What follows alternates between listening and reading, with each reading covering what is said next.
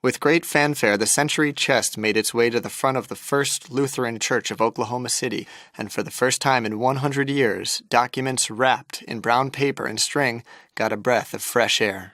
I've never seen a time capsule so carefully executed. Using white gloves to preserve integrity, the Historical Society first brought forth the Daily Oklahoma. The date, April 22, 1913.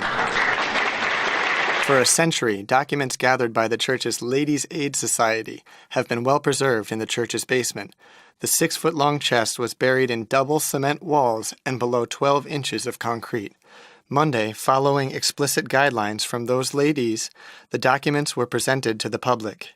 Inside, a bow made by a Choctaw Indian, a plate painted by a Chickasaw Indian, Indian pottery, and a pen used by President William McKinley to sign the Free Homes Act for Oklahoma in 1900. Mayor Mick Cornett was most impressed with a phonograph.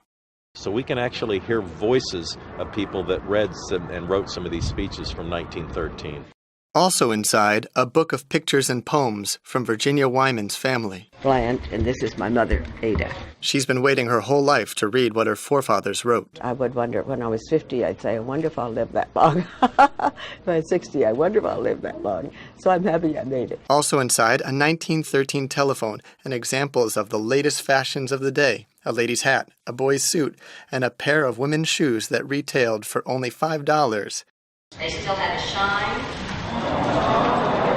and they look as uncomfortable as our shoes today. One of the final items, the first state flag of Oklahoma, delighted the crowd below, and probably those above, who left those items 100 years ago. I think they must be turning cartwheels.